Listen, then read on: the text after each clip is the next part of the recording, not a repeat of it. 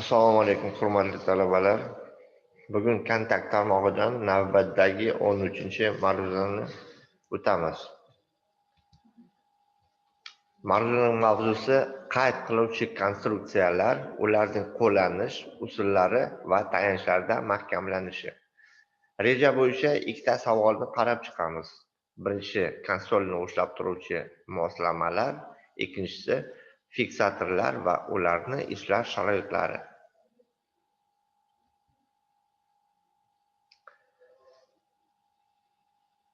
Ushlab turuvchi qurilmalar kontakt tarmog'ining qismlarini yo'lining o'qiga, temir yo'l relsi boshi darajasiga, yerga va boshqa inshootlarga nisbatan ma'lum bir holatda o'rnatishiga mo'ljallangan. Ushbu maqsadlar uchun konsollar, kronshtaynlar, qattiq egiluvchan ko'ndalang to'siqlar ishlatiladi.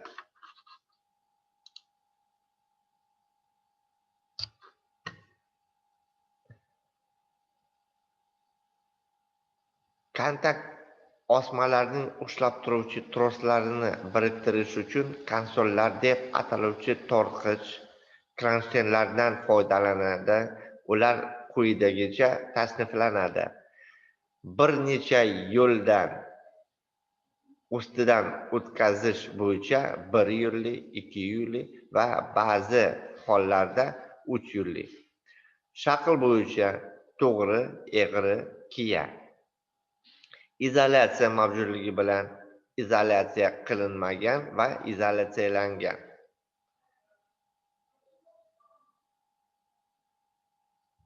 Tuzili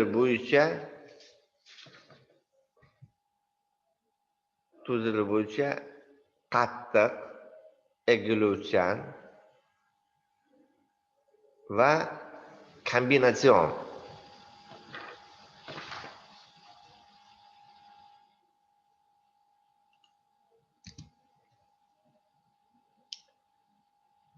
Mana shu rasmda har xil turli konsollarni sxemalar ko'rsatilgan. Mana shu egri, bu to'g'ri qiyalgan. Mana shu to'g'ri qiyalgan. Bu 2 yo'lli, shunaqa turlari va mana shunaqa turlari. Agar 3 yo'lli bo'lsa, yana bitta tortqich bo'ladi. Mana shunaqa uzunroq bo'chi, mana shu kronshtayn uzunroq bo'ladi. Mana shunaqa qurilmalar fiksatsiyalar ustuna yana bitta qo'shiladi.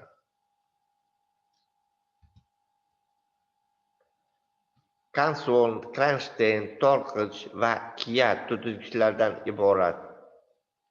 U sharnirli pogona yordamida tayanchga qotiriladi va tortqich yordamida tayanchda ushlab turadi. Konsol pogonalari va tortqichni beriluvchi va buriladigan bo'ladi. Ularning qo'llanish yo'nalishiga qarab konsol tortqichlari cho'zilishli yoki siqilishli bo'lishi mumkin. Tayanchning turi va o'lchamidan qat'iy nazar, izolyatsiyalangan konsollar qiya tutgichlar bilan jihozlangan bo'lishi kerak. Lekin yana gabariti yo'l o'qidan 307 metrdan ortiq bo'lmagan yo'lning to'g'ri uchastkalarda va radiusi 600 metrdan ortiq egri yo'llarda shvellerli konsollarda qiya tutgichlar bo'lmaydi. 1 yo'lli konsollar poligonlarda 1 va 2 yo'lli uchastkalarda qo'llaniladi. Lekin qoida muvofiq har bir yo'lining kontakt osmasi mexanik ravishda ajratilgan bo'lishi kerak.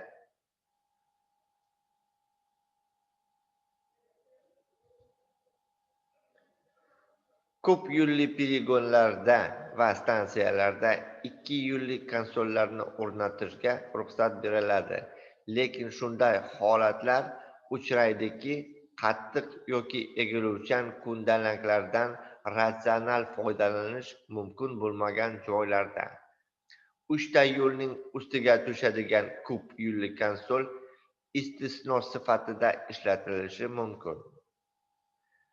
Bir yo'lli konsollar quyidagilarga bo'linadi. Izolyatsiyalanmagan konsol. Bu fiksator, ushlab turuvchi tros va kronshteynlarda orasiga izolyator o'rnatiladi. Izolyatsiyalangan konsol. Bu tayanch va kronshteyn konsol tortqichi qiya tutgichlar orasida izolyator o'rnatilganligi. Izolyatsiyasi kuchaytirilgan izolyatsiyalangan konsol. Bu yerda tayanch va kronshteyn konsol tortqichi qiya tutgichlar orasida, shuningdek ushlab turuvchi tros va kronshteyn orasida qo'shimcha izolyator o'rnatilgan.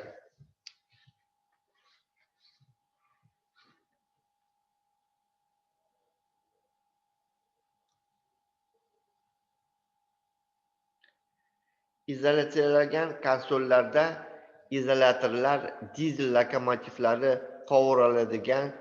qovuralaridan chiqadigan tutun va gazlarga bevosita ta'sir etish maydonidan chiqaradi aralash tortish bilan. Bu izolyatorlarning ifloslanishini kamaytiradi va ularning ishonchliligini oshiradi. Izolyatsiyalangan konsollarda izolyator girlandalari yo'qligi ushlab turuvchi tros yanada barqaror holatini ta'minlaydi. Shuningdek, bunday konsollarni past balandlikdagi tayanchlarga o'rnatish imkonini beradi. Konsollarda egik, to'g'ri, qiya yoki gorizontal kronshteynlardan foydalanish mumkin. Shuning uchun kronshteyn joylashishiga qarab qiya va gorizontal konsollarga ajrata olamiz. Qiyali konsollarda konsol tortqichi gorizontal yoki bir oz yuqoriga yoki past tayanch tomoniga nisha bilan joylashadi. Shuning uchun ushlab turuvchi tayanch qurilmalari gorizontal konsol uchun boshqa turdagi konsollarga qaraganda nisbatan past balandlikda bo'lishi mumkin. Gorizontal konsol ushlab turuvchi tros o'rnini temiryo'l o'qiga nisbatan kengroq rostlash mumkin va mustahkamlovchi simlarni kronshteyn ustiga joylashtirish imkonini beradi. Kontakt tarmog'ini qurishda konsollarning turi ushlab turuvchi qurilmasining ko'rinishiga, konsol yoki qattiq kundalang o'lchamiga, gabaritiga, o'rnatish joyiga, to'g'ri uchastkalar yoki egri yo'lning ichki tarafiga va tayanchlarning oralik o'tuvchi maqsadiga qarab hamda konsollarga ta'sir etuvchi yuklarga qarab tanlanadi. Kontakt tarmog'i tayanchlarni gabariti normal 301 dan 305 va kattalashtirilgan 407 dan 409 va 507 metrli masofada o'rnatishda izolyatsiya qilinmagan egri konsollar egri kronshteynli, o'zgaruvchan va o'zgarmas toklarda ishlatilgan. Egri konsol yasalashiga kelsak, bu konsol ikkita 5, 6,5, 8, 10 yoki 12 raqamli shvellardan va 16 metr diametrli temir prutdan iborat bo'ladi.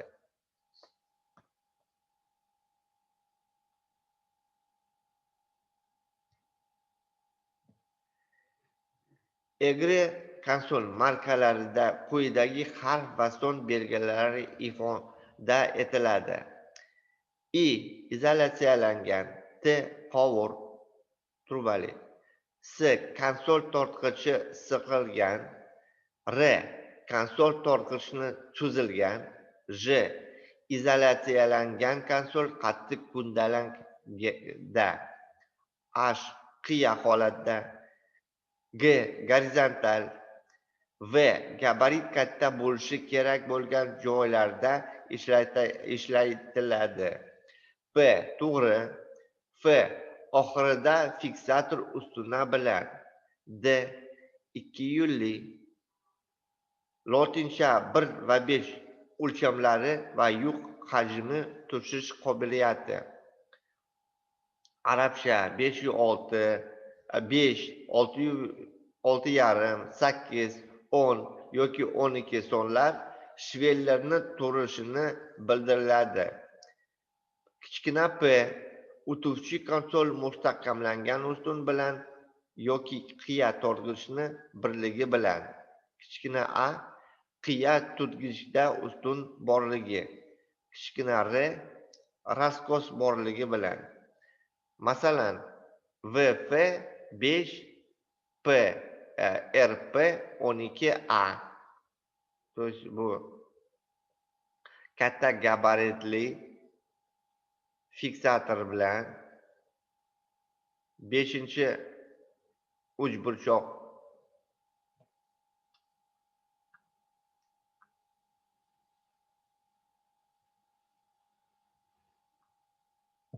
RP bu mana shu aytganim raskosi bilan va o'tuvchi konsolda o'rnatilgan. 12 shveller soni A bu qiya tutgichga ustun borligi.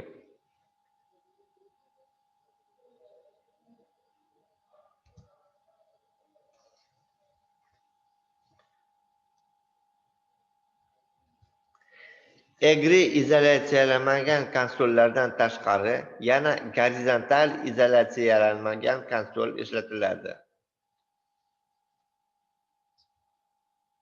Bitta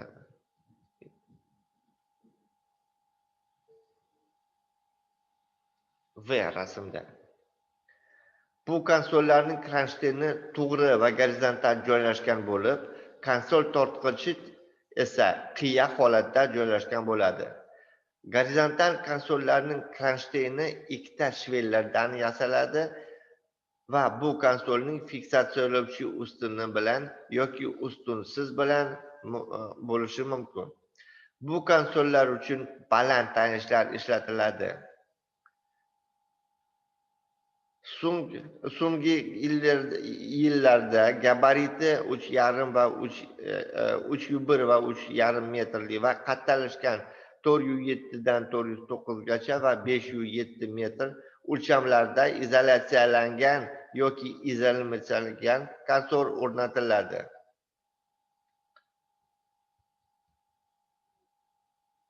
Konsol kronштейni 2 shvellardan va ulovchi planka yoki qovurdan iborat bo'ladi.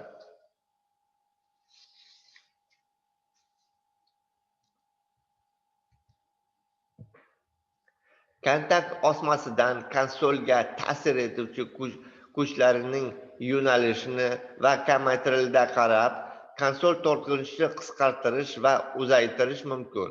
Shunda konsolning tortqichini planka orqali sozlanadi. Kontakt osmasining ushlab turuvchi trosidagi izolyatorni maxsus detalga qotiriladi va bu detal bugel deb ataladi. Bugel kronштейndagi sozlash teshiklari mavjudligi tufayli bugel ma'lum chegaralarda horatlanishi mumkin. Shu teshiklarda konsollarning tortqichlari qotiriladi. Fiksatorlar fiksatsiyalovchi kronштейnga biriktirib, ular orasida izolyatorlar joylashadi. 2 shvellerli to'g'ri qiyali izolyatsiyalanmagan konsol quyidagi xavflar bilan ifodalanadi. N qiyali, R konsol tortqichi uzaytirilgan holati yoki NS S konsol tortqichini qisqargan holati. Qovurdan bo'lganda NTR katta T harfi bu qovurli va NTS.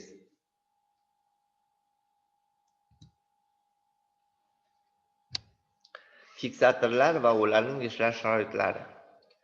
Kontakt simining zigzag-simon joylashuvini ta'minlash maqsadida har bir tayanchga fiksatorlar o'rnatiladi.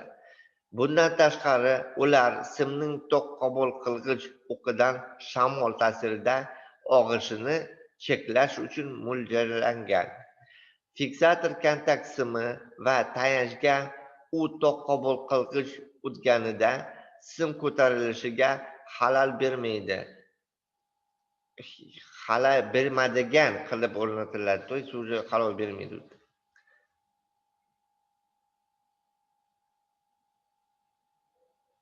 Fiksator shuningdek kontakt simni harorat o'zgarganda bo'ylama o'zgarishiga ham yo'l qo'yishi kerak. Fiksator shaqli tok qabul qilg'ich sirpanchigining kontakt simi tayanch oldida 300 mm ga ko'tarilganda o'tishini ta'minlash shart. Ba'zi holatlarda kontakt simning shamol ta'sirida og'ishini kamaytirish uchun oralik o'rtasida qayd etuvchi tayanchlar o'rnatilib, ularga faqat fiksatorlar mahkamlanadi. Bu hollarda oralikning o'rta qismida odatda osma qiyshiqoq elastikligi yuqoriroq bo'lgani sababli hisobiy ko'tarish kuchi 600 mm deb qabul qilinadi. Bu ko'rsatkichlarga dinamik hisob-kitob natijasida aniqlik kiritilishi mumkin. Bunda kontakt simining balandligi bo'yicha eng nomaqbul holatdan kelib chiqib, bu eng past hisobiy haroratda yuz berishi mumkin. Fiksator moslamasi kontakt simi zigzagini muvofiqlashtirishga yo'l qo'yishi kerak.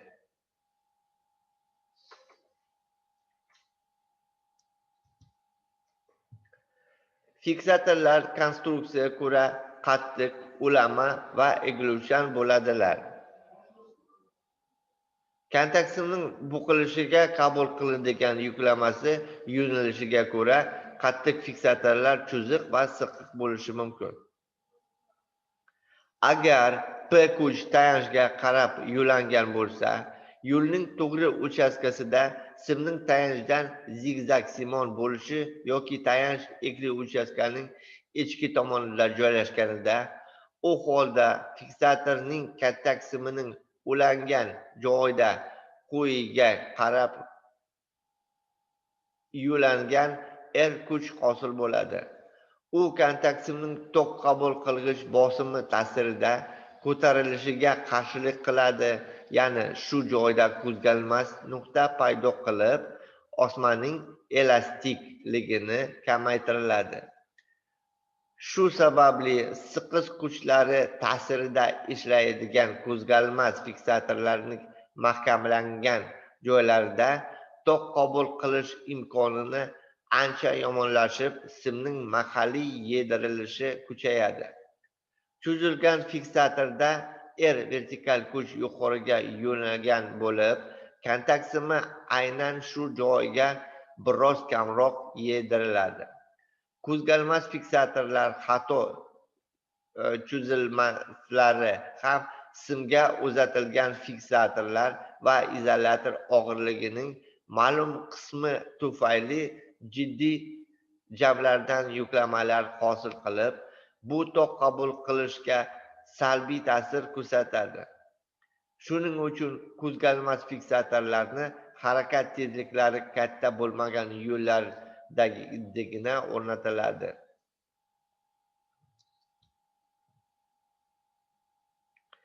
Harakat tezligi 50 km/soatdan ortiq bo'lgan asosiy va qabul qilish jo'natish yo'llari, konsollar va ko'zgalmas to'sinlarda 2 stерженdan iborat ulama fiksator o'rnatiladi. Kontakt simiga yengil qo'shimcha fiksator mahkamlab, u asosiy stерженda maxsus tirgovich yordamida sharning usulida o'rnatiladi. Asosiy fiksatorning bir uchini izolyator orqali tayanch yoki ushlab turuvchi konstruksiya bilan ulasalar, ikkinchi uchi 2 tor yordamida konsoldan har ikkala tomoniga 1,5–2,000 mm masofadagi nuqtalarda ushlab turuvchi torga osadilar.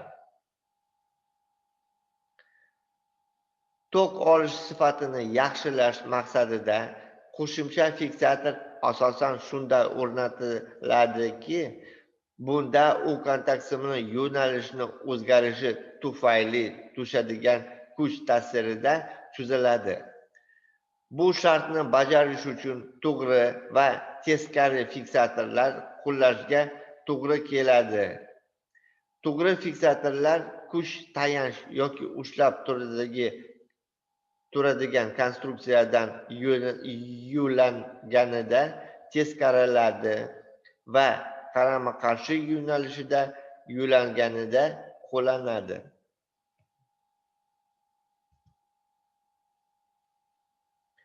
To'g'ri ulama fiksator egri uchastkaning tashqi tomoniga joylashgan konsolli tayanchlarda hamda yo'lining to'g'ri uchastkasida kontakt simini tayanchga zigzag-simon yo'nalganda o'rnatiladi. Ko'zgalmas egiluvchan to'sinlarda faqat to'g'ri fiksatorlar qo'llanib, bunga ularni konstruksiyada mahkamlash tomoni topish orqali erishiladi. Teskari ulama fiksatorlar egri uchastkaning ichki tarafidagi tayanchlarda hamda yo'lning to'g'ri uchastkasida kontakt simini tayanchdan zigzag-simon yo'nalganida musbat zigzag o'rnatiladi. Tayanch egri uchastkaning tashqi tomonida joylashganida tor yordamida tayanch oldidagi joylashgan izolyatorga tortib qo'yilgan qo'shimcha stержень oldida egiluvchan fiksator qo'llaniladi. Bunday fiksatorlari osma egri uchastkaning ichki tomonidan eng katta hisobiy kuchga ega bo'lgan shamol ta'sir qilganida fiksator torida bittalik kontakt simi uchun kamida 20 newton va juft kontakt simi uchun 400 newtondan kam bo'lmagan tortilish kuchi va kichikroq uzunna va vertikal o'zaro siljish imkoniyati saqlanib qolganida qo'llash mumkin.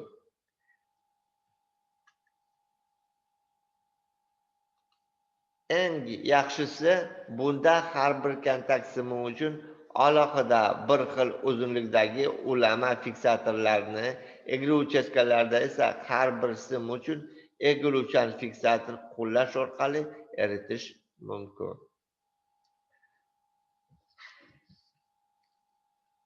Bu yerda qanaqa qotirtiriladi fiksatorlar bunga qarab chiqamiz. Yana mana shu yerda tablitsa berilgan. Shu tablitsalarda tezligiga qarab va oralik uzunligiga qarab egiluvchan fiksatordan foydalanish qanaqa foydalanishi mumkin. To есть qayerda foydalanish mumkin? Mana shu yerda berilgan.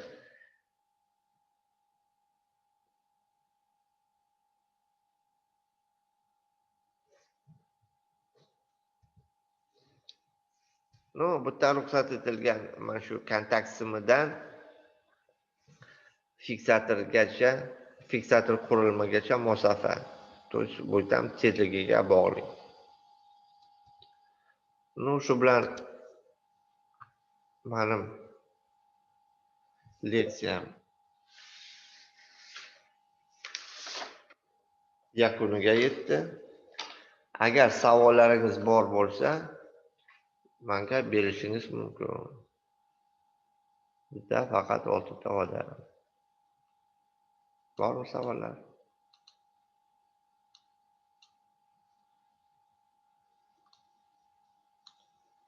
Savollar yo'q. Так, значит, mana shu prezentatsiya modulda joylashgan bo'ladi. Bu yerda savollar bo'ladi oxirida. Unga javob berib, men sizni baholayman. Mayli, bu bilan siz bilan xayrlashaman. Keyingi uchrashishimizgacha xayr.